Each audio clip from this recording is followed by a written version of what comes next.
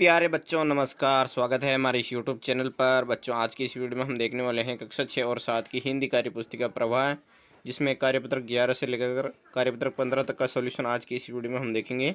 तो बच्चों आपको सबसे पहले कार्यपत्रक 11 निकाल लेना है। ये वाला पेज, इसमें बता रखा है क्वेश्चन नंबर 1, दिए गए शब्द समूह में अलग अर्थ वाले शब्द पर गोला लगाना है। जैसे कि दिन, वार, रात, दिवस। तो इसमें रात पर आपको गोला लगाना पड़ेगा, क्योंकि दिन, वार और दिवस इन तीनों का एक ही अर्थ होता है। और अगला है आग, अनल, अग्नि, मसाल। तो इसमें आपको मसाल पर गोला लगाना है, जो अलग अर्थ निकलता है इसका। दोस्त, बंधु, दुश्मन, साथी। तो इसमें दुश्मन पर आपको गोला लगाएंगे। नेत्र, नयन, पलक, आँख। तो इसमें पलक पर गोला लगाएंगे। पवन, वायु, हवा, तूफान। इसमें तूफान पर आपको गोला लगाना है। क्वेश्चन नंबर 2, दिए गए शब्दों के 3-3 अर्थ पर्यायवाची लिखिए। इसमें लिखना है, जैसे कि उदाहरण नंबर 1 में दे रखा है ग्रह का घर, आलय, निवास। उसी तरह धरा का धरती, भूमि। और खग का पक्षी, विहग और पंछी। बादल का हो जाएगा मेघ, नीरद, जलद। और पानी का जल, नीर, तोय। क्वेश्चन नंबर 3, दिए गए शब्द युग्म की सहायता से वाक्य को पूरा करना है। जो खाली स्थान है उनमें भरना है। आपको क्या भरना है? जैसे कि बगीचे में तरह तरह के फूल खिलते थे। उसी तरह शहर में ऊंची ऊंची इमारतें हैं, तो ऊंची ऊंची लिखेंगे यहाँ पे। अगला है बछड़ा गाय के पीछे पीछे चलने लगा। और तुम्हारी कक्षा सुबह सुबह लगेगी। और नेहा लोरी सुनते सुनते सो गई। क्वेश्चन नंबर 4, सही विकल्प द्वारा रिक्त स्थान भरे और वाक्य को पूरा करना है। सूरज की किरणें, आपको किरणें लिखना है यहाँ पे, हमारे स्वास्थ्य के लिए लाभदायक होती हैं। अगला है महात्मा गांधी सत्य, अहिंसा और शांति के पुजारी थे। इनमें आपको 3 नंबर पर राइट का निशान लगाना है और यहाँ पे महात्मा गांधी लिखना है। और देश के वीर अपने देश की आन बान शान के लिए बलिदान दे देते हैं। इसमें आपको 1 नंबर पर राइट का निशान लगाएंगे, खे वाले में। अगला है गंगा, यमुना भारत की पवित्र नदियां हैं। तो नदियां लिखेंगे बहुवचन का, क्योंकि इन 2 नदियों का नाम आ रहा है, इसलिए यहाँ पे 4 नंबर पर आपको राइट का निशान लगाएंगे। अब हम आगे चलते हैं बच्चों कार्यपत्रक 12 की तरफ, जो कि बहुत ही अच्छे तरीके से बता रखा है यहाँ पे कि दी गई वर्ग पहली में से शब्द छांट कर लिखना है। जैसे कि चित्र, मंत्री, मूर्ख, यश। उसी तरह प्रज्ञा, इंग्लैंड, कक्ष, कल, यज्ञ। क्वेश्चन नंबर 2, दिए गए अशुद्ध शब्दों को शुद्ध करके लिखना है। उदाहरण के रूप में दे रखा है प्रसिद्ध। इसमें प्रसिद्ध ये लिख रखा है शुद्ध रूप में। उसी तरह समस्या, इसमें समस्या का शुद्ध रूप हो जाएगा ये वाला। और प्रभावित, इसमें प्रभावित ये हो जाएगा इसका शुद्ध रूप। और यह कृष्ण लिखा हुआ है, कृष्ण लिखना है।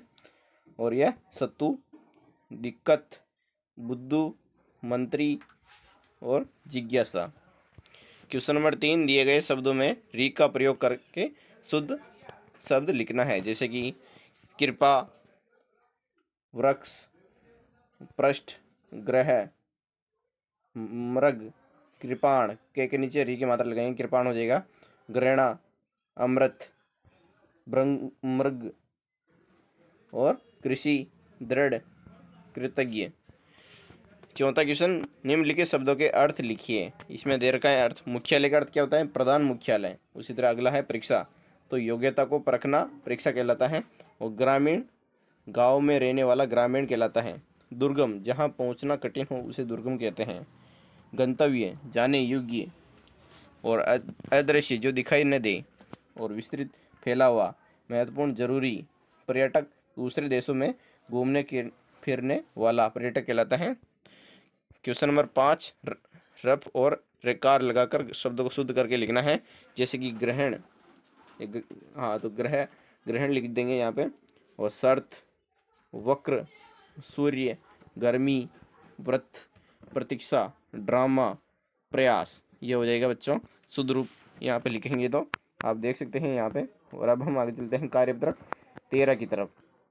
13 में निम्नलिखित वाक्यों को कोष्टक में दिए गए शब्दों के आधार पर पूरा करना है। जैसे कि मुझे उसकी बहादुरी पर गर्व है, यहाँ पे लिखेंगे बहादुरी। दूसरा है नम्रता, मनुष्य का सबसे बड़ा गुण है, नम्रता लिखेंगे। दोनों भाई पढ़ने लिखने में मेहनती हैं, मेहनती लिख देंगे यहाँ पे, और ईमानदार जीवन में दृढ़ता लाती हैं, यहाँ पे ईमानदारी लिख देंगे। ये काम मैं सहजता से कर लूँगा। और बादलों की गर्जना सुनकर मोर नाचने लगा।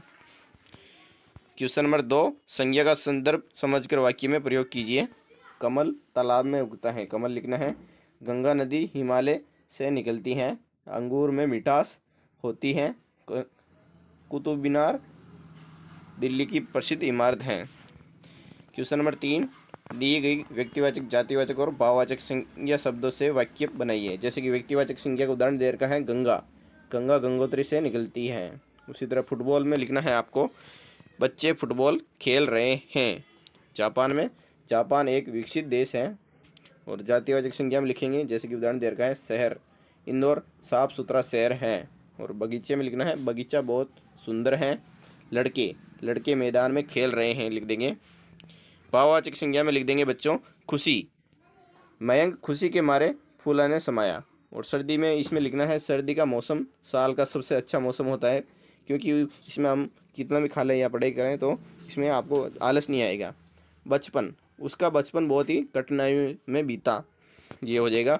तो बच्चों ये कार्यपत्रक भी हमारा कंप्लीट हुआ। अब हम आगे चलते हैं बच्चों कार्यपत्रक 14 की तरफ। इसमें दे रखा है कि क्वेश्चन नंबर 1, दिए गए वाक्यों को सही क्रम में लिखना है। जैसे कि परिधि पढ़ती कविता है, तो इसमें सही क्रम में लिखेंगे तो परिधि कविता पढ़ती हैं, यह हो जाएगा। इसका उदाहरण दे रखा है 1 नंबर में। उसी का अगला है, रानी जाति से बस बाड़मेर है, तो इसका सही क्रम हो जाएगा, रानी बस से बाड़मेर जाती हैं। रेलगाड़ी सुहाना का सफ़र होता है, तो इसमें रेलगाड़ी का सफ़र सुहाना। अगला है, मैं बहुत अनाज गढ़साना है होता, तो इसमें लिखना है गढ़साना में अनाज बहुत होता है। 80 जून को 29 जन्म दिवस है मनाती, इसमें लिखना है 80 29 जून को जन्म दिवस मनाती हैं। क्वेश्चन नंबर 2, नीचे दिए गए वाक्यों में स्थिति समझकर उसके बाद होने वाली संभावित घटना से मिलान करना है। जैसे कि पुष्पा स्वच्छता को अपनाती हैं, जो स्वच्छता को अगर अपनाएगी बच्ची तो वह स्वस्थ रहेगी, बीमार नहीं होगी। और ताराचंद विद्यालय बहुत कम आता है, तो इसका हो जाएगा वह अनुत्तीर्ण हो जाएगा, यानी फेल हो सकता है वो, क्योंकि विद्यालय जा ही नहीं रहा है। ममता अपनी बच्ची को घर पर भी पढ़ाती हैं, तो इसमें पढ़ाती है तो वह होशियार हो जाएगी, यहाँ पे मिलान करना है। राजा प्रजा को बिना वजह दंडित करता है तो प्रजा तख्ता पलट कर देगी। चैत्र महीना चल रहा है तो विशाख महीना आने वाला है। और अनूप के पैर में चोट लग गई तो अस्पताल जाना जरूरी है। क्वेश्चन नंबर 3 है बच्चों, यहाँ पे दिए गए वाक्यों को पढ़कर क्रमबद्ध लिखिए।